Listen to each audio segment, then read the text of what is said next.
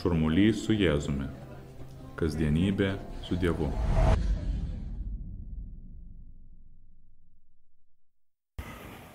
Švenčiame iškilmę Mergelės Marijos nekaltasis prasidėjimas ir skaitysime Evangelijoje. Arkangelas Gabrielius pasveikino Mariją, sveika, malonėmis apdovanotoji. Tave, motina, sveikiname ir mes šiandien, kaip arkangelas sakome tau sveika. Ir taip atėjote Marijos nekaltojo prasidėjimo iškilmę, prasidėjimo iškilmės diena. Šiemet dėl antrojo Advento sekmadienio turėjome šiek tiek daugiau laiko. Kieta liturginė data nesileidžia judinama, davė mums dar vieną dieną tam devindieniui išgyventi. Ir dar prieš jam prasidedant tam devindieniui turėjome mintyje, kad kažkaip bandysime sukonkretinti, kaip galėtume pagerbti savo motiną, bendrauti su ja, viena ar kita detale darbe, apsimarinimo detale, pamaldumo detale, bendravimo su Mergelė Marija detale. Turėjome dar daugiau laiko ir kažkaip tai bandėme tą įgyvendinti, bet kaip galbūt dažnai nutinka tokiais atvejais, sakytume, kad to laiko vis tiek kažkaip tai kažkokio tai būdu pritrūko. Galėtų jo būti ir šiek tiek daugiau. Na kągi, galbūt taip yra, galbūt ir ne, bet visada galime pradėti iš naujo tą devindienį išgyventi, kad ir nuo tos 9-osios devindienio dienos, kuri būtų šiandien. Nunc cepi, pradėsiu dabar pat. Ir išgyvensiu jį asmeniškai, kreipsiuosi į mūsų motiną, pasakysiu jai kažką tai gražaus, kad ir dabar pat galima pradėti iš naujo, kreiptis į ją myliu žvilgsniu. Kaip galėtume Mariją pasveikinti? Galėtume pasveikinti galbūt gražiais žodžiais. Arkangelas Gabrielius sakė, sveika malonėmis apdovanotoji. Malonės pilnoji. Kartas nuo karto tenka nugirsti tokį skundą. Šventasis rožinis, populiari malda. Bet visada buvo laikoma gana paprasta malda. Pastaruoju metu kartas nuo karto tenka nugirsti tokį skundą, kad labai ilga malda. Meldžiamės 50 sveika Marija. Vis kartojame, labai daug, užtrunka šiek tiek ilgai tas rožinis. Na, kągi, esam Marijos vaikai, esam tavo motina vaikai, mes tikrai netinkim kartuoti ir 50 kartų, ir 250 kartų tas sveika Marija. Ir tau tai nėra per daug. Lankysime tave kiek reikės, tarasime tau žodžių kiek reikės. Ir duok Dieve, kad taip pat savo pavyzdžių, džiaugsmų, su kuriuo meldžiamės rožinį, pakvietimo dėka kitiems žmonėms taip pat įprastume pagerbti tave savo gražiais žodžiais. Yra ta viena knyga, 5 meilės kalbos. Ir ten, neskaičiau aš tos knygos, bet turbūt tai viena iš tų knygų, kurių jau vien pavadinimas labai daug ką pasako. 5 meilės kalbos. Tai meilės kalba, kuri reiškiasi tuo, kad praleidžiame laiką su žmonėmis, kad sakome gražius žodžius, kad kažkaip tai palaikome ir liko dar 2 kiti atvejai. Jei galvotume apie Mergelę Mariją, apie mūsų motiną, kokios yra jos meilės kalbos, kaip ji tą meilę priima. Greičiausiai priima bet kaip, ne? Turbūt nėra nieko, ne vieno žmogaus, kuris būtų lankstesnis negu mūsų motina Marija, negu Dievas. Jau vienas meilus žvilgsnis, vieną akimirką, sakytume, vos ne, galėtų būti pakankama. Toks, motina, atsiprašau, praėjo devindienis, tikrai galėjau pasistengti geriau ir išvelgia į mus meiliai. aplankome vieną kitą šventovę, nueiname iki aušros vartų ar bet kur tai kitur ir motina mus priima iš karto ir taip labai meiliai. Tai, jei nunešam gėlytę, tai juo labiau. Pasakom, 1 Sveika Marija, nuostabu, 50 Sveika Marija, juo labiau. Bet tie meilų žodžiai, ar ne? Viena iš meilės kalbų. Jei taip, žvelgiame į tradiciją, bažnyčios tradiciją ir ką mergelė Marija laimina, puoselėja, skatina, turbūt meilų žodžiai būtų jos ta meilės kalba, ta kalba, kurią ji priima kaip kažką brangaus. Angelas pasveikina, sveika malonėmis apdovanotoji. Ir mes iš tikrųjų tą kartojame, karta po kartos, šimtmetis po šimtmečio, tūkstantmetis po tūkstantmečio, ne? Visomis kalbomis, kurios tik egzistuoja. Brangios Marijai yra tos maldos, brangus yra tie žodžiai, kuriais savo meilės išreiškime. Kokie žodžiai yra brangus mūsų motinai Marijai? Daug tokių žodžių yra. Sakome malonės pilnoji, sveika malonės pilnoji, kaip sveikina arkangelas, gracija plena, kaip kartais girdime giedant, ar kartas nuo karto galbūt meldžiamės tarptautiniai kompanijai. Sveika malonėmis išpuošta, malonėmis apdovanotoji. Pagal tuos modernesnius, naujesnius arkangelo Gabrieliaus pasveikinimo vertimus iš graikų kalbos, sako, malonėmis apdovanotojai, malonėmis išpuošta, kuri visa yra malonė, visa graži. Toks irgi senas titulas. Labai tradiciškas titulas, kurį ir mes kartas nuo karto priimam. Visa graži. Tota pulcra es Marija. Ir turime ištisą litaniją kitų gražių kreipinių, kuriuose randame daug dalykų, kurie tavo motina yra brangus ir mėly ir šilti.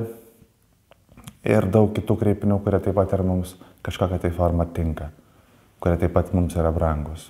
Visa graži.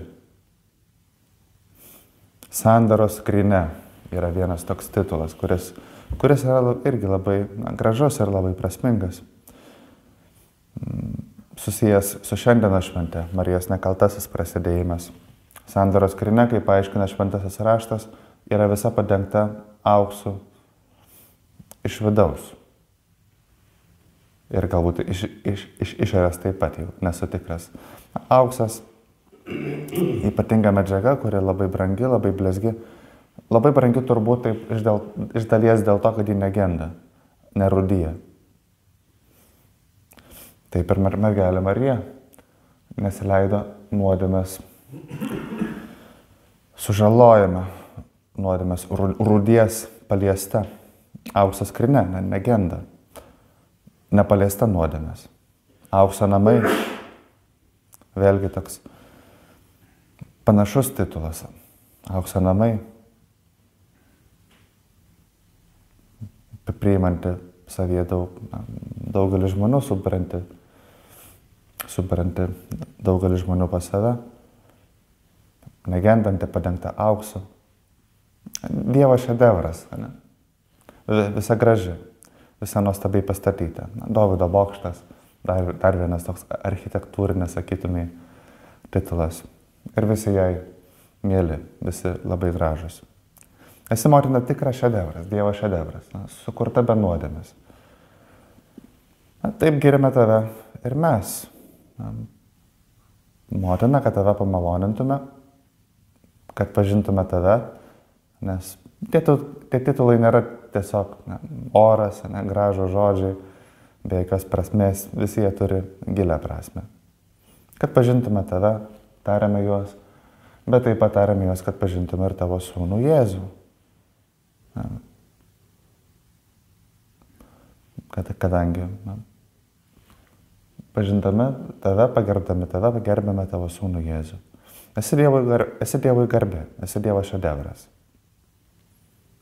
Ir kaip pagalvojate, grožis, ne? Tai kartas nuo karto taip išeina kalba. Ar tas dalykas yra kažko tai naudingas. Na? Taip, kaip pagalvojam apie savo tokią galimą naudą Dievui, na? Kuo galim būti Dievui naudingi, tai tikrai to žodžio prasme. Kokiu būdu galime spręsti Dievui kažkokią tai problemą. Na, kažin ar galime Dievo problemas kokiu nors būdu įspręsti. Bet galim Dievą kažkokiu tai būdu paguosti dėl to, kad Dievas nori, kad būtume paguosti. Galime kokiu nors būdu pasitarnauti. Dėl to, kad vėlgi nori, kad mes pasitarnautume, bet tavo viešpatie Jėzaus dėka galima teikti jam garbę savo tokiu, sakytume, grožiu, ištikimybę maloniai, to kaip leidžiame tam, kuris yra toks didysis bažnyčios architektas, ugdytojas, mus kažkaip irgi puošti, taip, mus daryti šventesniais, statyti, rengti, ugdyti, puoselėti tą, tokį, sakytume, sielos grožį, kuris teikia Dievui garbę, kuris taip pat labai pasitarnauja žmonėms, be abejo. Nekaltojo prasidėjimo iškilmė, kuri pradedama, primena mūsų pačių tą pašaukimą į šventumą. Marija pradėta šventa, mes tuo tarpu turim pašaukimą eiti to šventumo keliu. Visai nesenai grįžau iš Šiluvos, labai graži vieta, labai įkvepianti. Daugelis šventovių pasižymi, daugelis Marijos šventovių, norėjau pasakyti, pasižymi tokiu nuošalumu. Atrodo, kad Marija sugeba surasti vietas, kurios tiesiog toli nuo visko. Pavyzdžiui, Šiluva tikrai yra toli nuo visko. Buvo žmonių ten iš Žemaitijos, iš Kauno, iš Vilniaus, iš Panevėžio. Niekam paprastai nėra labai lengva nuvažiuoti į tą vieną ar į kitą vietą. Bet sykiu motina Marija parenka tas vietas labai gerai, labai puikiai. Jeigu jau sutraukia mus aplankyti, tai neveltui. Ir tikrai vaikštai po tą šventovę. Taip pat šiomis dienomis ten yra mažai žmonių, 400 gyventojų, vienas kitas piligrimas, kuris atvažiuoja, prisijungia, mažai žmonių. Ir kokia tai jauki vieta, iš tikrųjų, kokia raminanti. Jeigu tu motina mus sutraukia į tam tikrą vietą, į kurį nors kaimelį, taip, parinki gerai tą vietą. Jeigu jau važiuosim tavęs aplankyti, tai laikas nebus prastas, nebus blogas. Labai motiniška tu esi. Gerai parinki tas vietas, kuriuose nori, kad tave taip ypač aplankytume, ypač jaukiai. Ypač gausiai taip pat. Nes nesenai buvo paskelbta taip pat, kad buvo atstatyta Marijos Dievo motinos katedra Paryžiuje. Jis sudegė, rodos, prieš 5 metus. Ne visiškai sudegė, bet buvo gerokai apgadinta. Buvo kilęs gaisras. Pasirodė vienas interviu Opus Dei svetainėje, ispanų kalba, vis dar neišverstas į lietuvių kalbą, verstas iš prancūzų kalbos. Interviu su vienu vaikinu, kuris prisidėjo prie tų darbų, prie atstatymo to, kas ten buvo taip apgadinta tame meno šedevre, Dievo motinos katedroje Paryžiuje. Ir pažymima, kad tai buvo didelis darbas. Ten vienu ar kitu būdu bendradarbiavo 2000 darbininkų. Neįsivaizduoju, 2000 darbininkų, tai kaip Lietuvos stadionas, ar ne? Jau geros krepšinio varžybos. Ir visi jie kažkaip tai darbavosi, tarnavo, ten atstatinėjo, tašė akmenis, juos taisė. Tas žmogus, su kuria buvo paimtas interviu, buvo aišku vienas iš jų. Akmens kaldys ar kažkokiu tai būdu dirba su akmeniu. Jautė tokį didelį džiaugsmą. Atrodo, jis priėmė krikštą prieš 6 mėnesius, dar visai nesenai. Jaučia tokį entuziazmą tikėjimą, jaučia meilę Dievo motinai. Sakė, kartas nuo karto, kai dirbdavo prie katedros, dirba pietų fasade, po didžiąją rozetę, gotikinėse katedrose yra tas langas, jį taip galima pavadinti, rozetė vadinamoji. Kartas nuo karto tekdavo laukti, kaip kelia akmenis į tą aukštesnę vietą, toje bažnyčioje. Ir jis, kol keldavo tą akmenį, tiesiog išsitraukdavo rožinį ir imdavo kalbėti. Iš karto pastebėjus. Mano kolegos, galbūt ne visi tikintis ar ne visi praktikuojantis, net mes ne visi to paties tikėjimo. Kartas nuo karto, jis sako draugiškai, jį pašiepdavo dėl to įpračio. Bet jis liudijo tą savo tarnystę ir apskritai visa ta patirtis buvo gera ir labai graži. Didelis džiaugsmas, kad gali prisidėti prie darbų ir didelis džiaugsmas, kad gali tokiu būdu pagerbti Dievą, gali pagerbti mūsų motiną, padaryti kažką gražaus, teikiančią garbę Dievui, teikiančią atilsį žmonėms, didelis kultūros paminklas, taip pat tiems, kurie to tikėjimą dar neatrado visiškai. Ir apskritai toks entuziastingas žmogus, gera nuotaika atsispindi tame interviu. Žino žmogus, kur ieškoti džiaugsmo. Vienoje vietoje jis sako, kai dirbu, man aišku, kad tarnauju Dievui. Ir pastebi, kiekvienas akmuo turi būti tobulas. Ir kai pagalvoju, tobulas akmuo, kuris yra 50-60 metrų aukštyje. Kas ten labai pastebi, kiek ten yra centimetrų, kur ten nukrypta 5 centimetrais ar ten kažkas tai tokio. Galbūt labai mažai kas pastebės iš apačios, ko gero mažai kas pastebės apskritai šimtmečiais, kokie tie akmenys taip labai tiksliai. Bet kiekvienas akmuo sakė, turėtų būti tobulas. Ir be abejo, tas akmuo yra mano darbas, kalbėjo tasai žmogus. Vėlgi tas grožis. Kartais Lietuvoje taip klausom, ar reikia, ar būtina, tikrai, ar nėra tai kažkaip tai per daug. Ar neviršė to, kas yra taip griežtai būtina. Ar galbūt, pasakytume, nėra tai būtina taip funkcionaliai tam, kad tas darbas apskritai įvyktų. Bet vėlgi tai darbas Dievui. Ir yra tam tikras būtinumas. Taip, tai būtina, kad parodytume meilę, kad įdėtume kažką tai tokio savo, kad įdėtume šiltumą į darbą. Vėlgi, iš meilės. Kaip viešpatie Jėzau, tu pasilikai švenčiausiame sakramente, leidimus leidėsi, tai priimamas. Ar tai buvo būtina tokia griežtąja prasme? Galbūt ir ne, nežinau. Davai mums savo motiną, tokią gražią, ar tai buvo būtina? Ar tikrai to taip jau labai reikėjo? To džiaugiamės ir tuo parodai mums savo meilę. Padėk ir mums būti dosniais.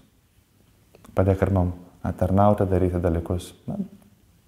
Tam, kad tarnautume žmonėm, kad būtume naudingi. Kartas nuo karto galbūt tiesiog tam, kad teiktume garbę Dievui. Dėl grožio. Tiesiog dėl to, kad taip teikiame garbę Dievui. Tai yra gražu. Man aišku, kad tarnauju Dievui, taip sakė tas vaikinas, kuris dirba su akmenimis Dievo motinos katedroje. Mums aišku, kad tarnaujame Dievui taip pat tada, kai plauna mindus galbūt, ar išeiname į darbą, vairuojam, kad ir ką darome. Dievas išpašė Mariją. Buvo būtina. Turbūt, kadangi su kurie be nuodėmės ją visai nuteisino, kadangi iš jos Dievo sūnus Jėzus Kristus perėmė kūną. Jėzaus kūnas yra Marijos kūnas. Jėzaus įsikūnymas tikras įsikūnymas. Bet vėlgi visaip kaip išpuoštas, visaip kaip pamalonintas Dievą. Vėlgi būtina, iš meilės. Būtina, nes priderame. Nedera nuodėmė su Dievo sūnumi, su Jėzumi. Nedera tai su Dievo sūnaus motina, su Marija. Dievas tokiu būdu puošia ir mus. mes turime tą pašaukimą, turime galimybę prisidėti kažką, padaryti kažką tai gerą, kad teiktume garbę Dievui, teiktume naudos žmonėms, kad jiems tarnautume. Bet Dievas taip pat ir mus visai kaip puošia. Visai nesenai teko užtikti vieną palyginimą. Man pasirodė labai gražų. Šventasis Augustinas kalbėjo apie mergelę Mariją. Ir sakė, Marija yra Dievo kūno narys. Vis dėlto, toks svarbus narys, labai reikšmingas, labai toks gražus, vienas tokių gražiausių akmenų, bet vėlgi tik narys. Visuma yra kažkas, kas yra daugiau už tai, kas yra narys. O visuma tai yra Kristaus kūnas.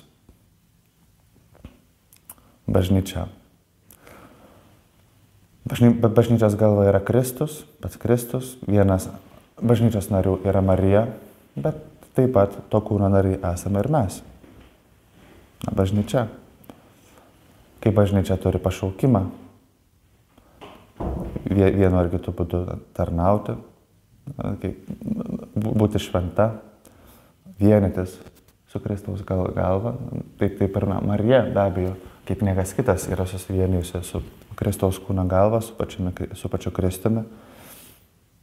Tiek dėl to, kad davė jam gyvybę, davė savo kūną, bet taip pat atidavė savo sielą, širdį, atmintį. Labai panašiai ir mes turime tą pašaukimą. Būti tokiais Kristaus kūno nariais, kurie derėtų su to Kristaus kūnu. Kristaus kūno nariais, kurie atmeta nuodėmę, kurie taip pat viską ką daro iš meilės. Norėdami papuošti, pamaloninti, pagerinti visą tą kūrinyje. Viską, ką turime mums patikėta. Ir tokių progų be abejo turime. Daug jų yra. Kaip Marija yra to Kristaus kūno narys, šventas narys, taip ir mes turim pašaukimą šventėti. Tapti tokiais. Labai gražus įvaizdas Kristaus kūnas. Ta vienybė. Bažnyčia yra vieninga, turėtų būti vieninga. Stengiamės puoselėti tą vienybę savo žodžiais, savo darbais. Be abejo, stengiamės puoselėti mistinę vienybę savo pastangomis atmesti nuodėmę, pastangomis būti šventais. Kristaus kūnas, vėlgi, vienybė, kadangi ta malonė tarsi yra tokia, jie dalinamasi.